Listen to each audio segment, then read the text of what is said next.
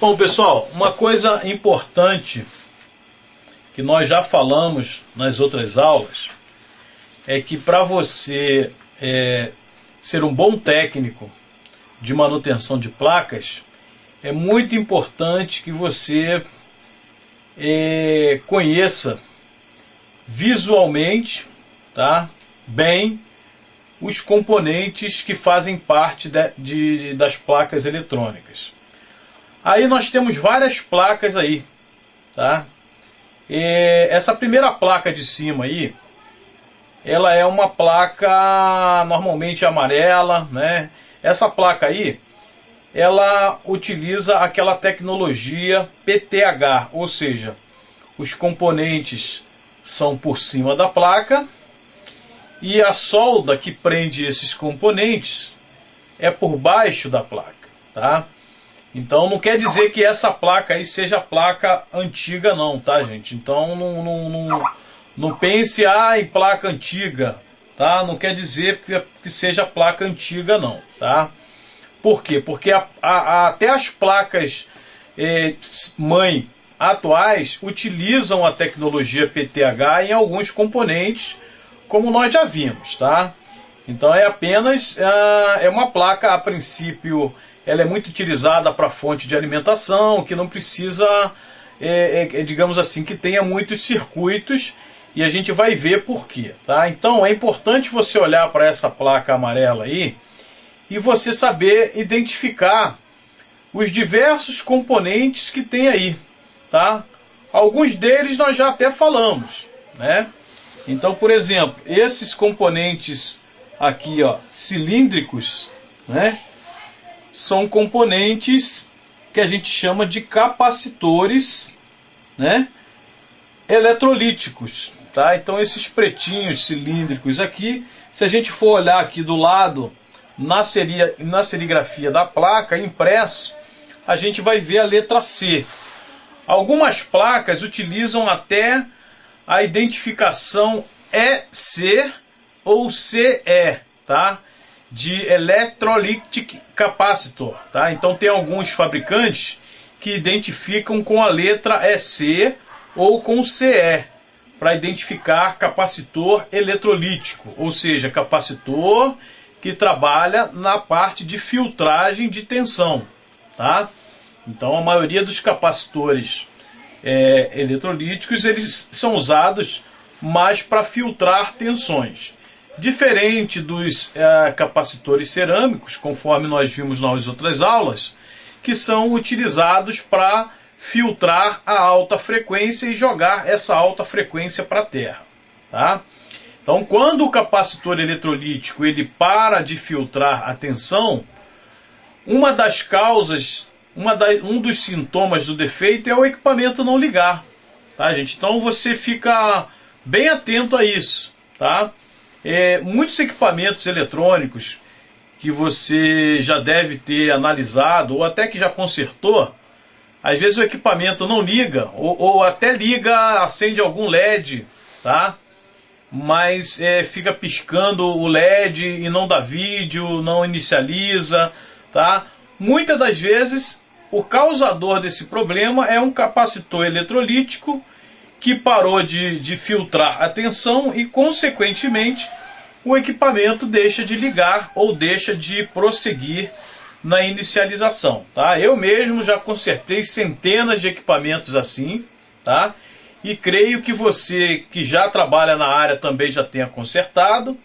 E você que está entrando na área agora, tá? Fique bastante atento a capacitores eletrolíticos que deixam de funcionar ou terminam a sua vida útil, porque ele tem uma vida útil, e fatalmente vai causar o não start do equipamento, tá?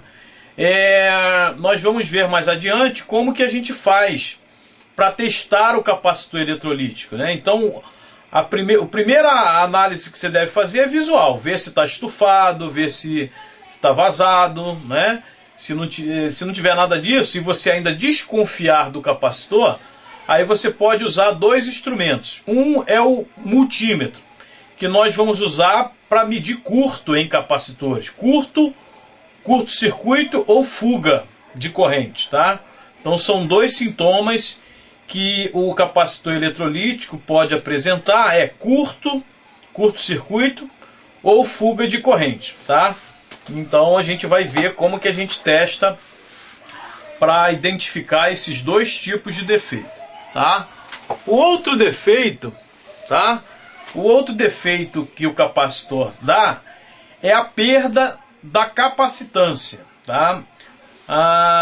Você vai ver, a gente vai mostrar depois, né? E foi bem explicado lá na aula de eletrônica aplicada, que o capacitor, todo capacitor eletrolítico, ele vem com ele é fabricado para oferecer uma determinada capacitância elétrica. Essa capacitância é dada em microfarad, né? É dada em farad, só que como farad é uma unidade muito grande, utiliza-se sempre os submúltiplos, que é o microfarad, o nanofarad e o picofarad, tá? Nos capacitores eletrolíticos é muito utilizado o microfarad, tá? Parece um UF, né? Mas na verdade é um M de microfarad, tá? Então o capacitor é dado a capacitância dele é dada em microfarad. Por exemplo, 200 microfarads ou 470 microfarad, tá? E uma das formas da gente medir o capacitor para saber se a capacitância está dentro é usando um outro instrumento que a gente vai mostrar também depois, que se chama capacímetro. O capacímetro é um instrumento bem parecido com um multímetro, tá? E a função do capacímetro é medir a capacitância do capacitor. Então, por exemplo, você pega um capacitor de 470 microfarad e você suspeita de que ele esteja ruim. Mas visivelmente ele está perfeito, não está estufado, não está vazado, tá? Mas se você suspeitar que ele esteja ruim, você tem que tirar ele da placa e medir a sua capacitância, tá? Nós vamos mostrar depois como que se mede a capacitância do capacitor. Se você não tem capacímetro e vai comprar, dê preferência para comprar um capacímetro separado de multímetro, tá? Por quê? Porque existem capacímetros que já vêm integrado em multímetros. Eu particularmente não recomendo. Por quê? Porque o capacímetro que vem integrado em multímetro, ele só mede até um determinado valor de capacitância, tá? Então, capacitores eletrolíticos de fonte de alimentação de notebook, de impressora, de tablet, normalmente eles usam capacitâncias na ordem de 400 microfarad. E a maioria dos capacímetros que vem integrado em multímetro só mede até 200 microfarad. Então, quer dizer, você comprar um capacímetro integrado a multímetro, mas que só meça até 200 microfarad, você não vai ter nenhum ganho, tá? Então depois a gente vai... só estou adiantando isso porque de repente você já... não, vou comprar logo o capacímetro. Então dê preferência para comprar o capacímetro separado de multímetro, porque você consegue medir todo o espectro de capacitâncias. E se você comprar o capacímetro integrado, você não vai ter como fazer essas medidas, tá? Então aqui nós temos então os capacitores, que podem ser medidos por multímetro para verificar se está em curto ou se está com fuga. E no caso, para medir a capacitância, você obrigatoriamente tem que ter o capacímetro, tá?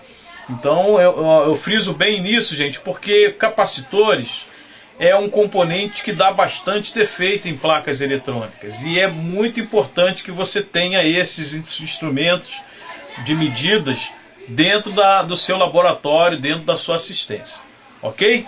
Então vemos aí alguns capacitores eletrolíticos e é importante que nós conheçamos outros componentes, tá? Um outro componente muito usado e que você deve conhecer, gente, é o fusível, tá? Deixa eu até pegar aqui uma outra placa aqui mostrar para vocês um tipo de fusível que é muito usado. Por exemplo, deixa eu ver se eu consigo colocar essa placa aqui em cima, tá?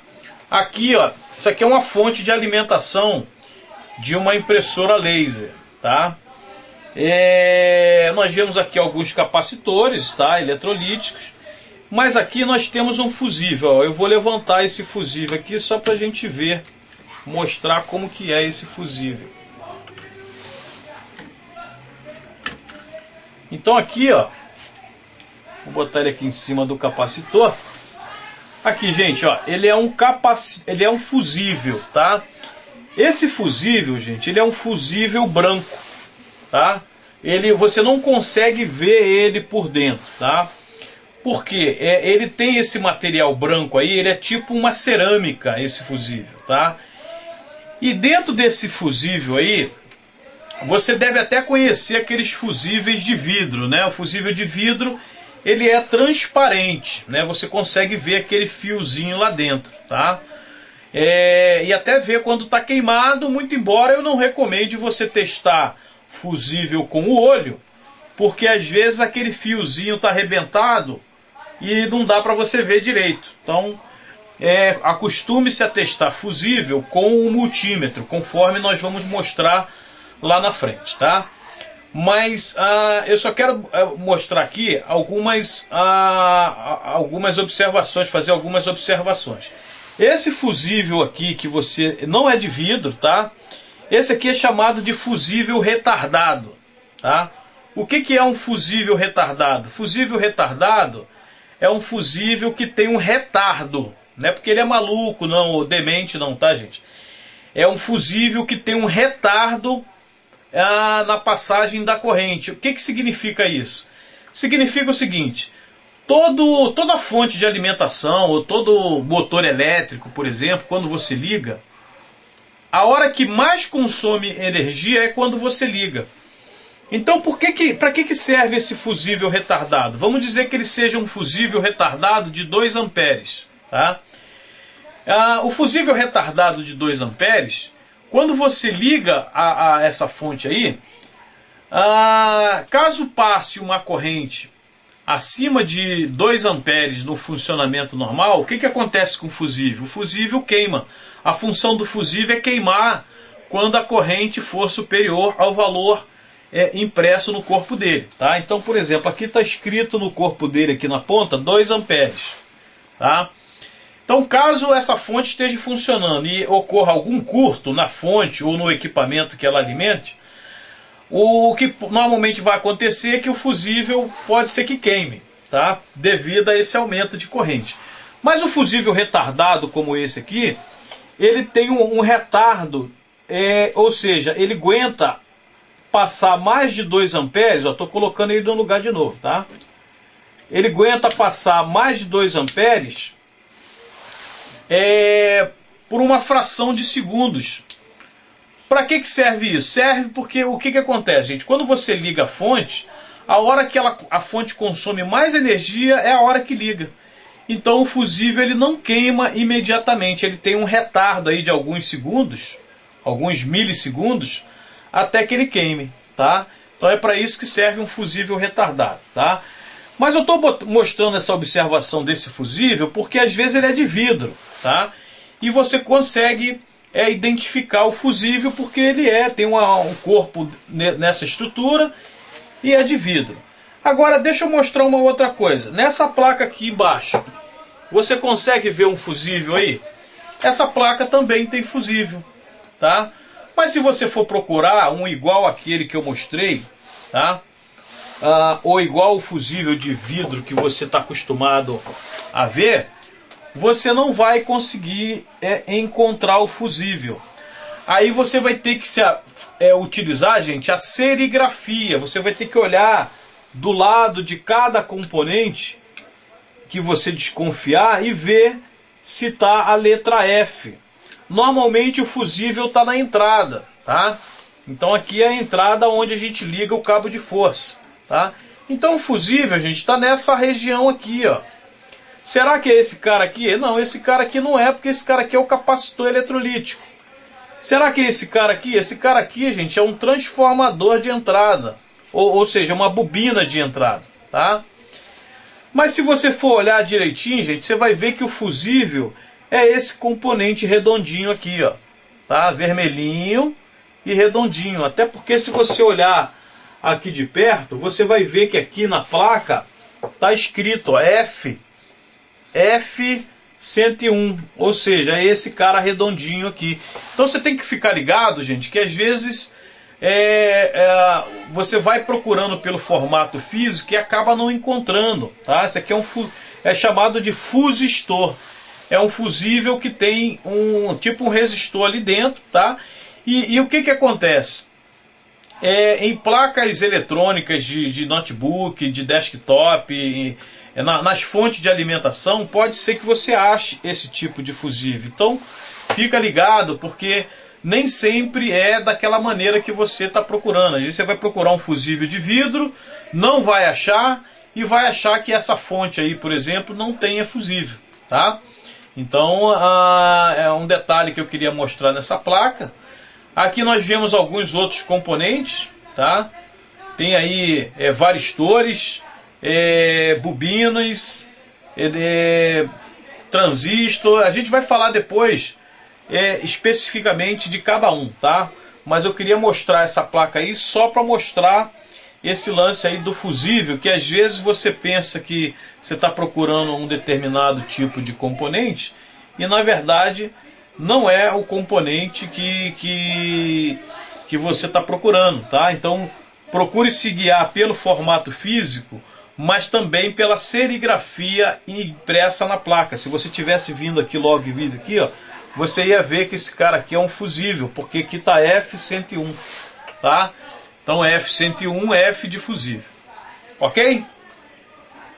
Ok, então era uma coisa que eu queria falar nessa aula, tá? Então vamos para a próxima aula.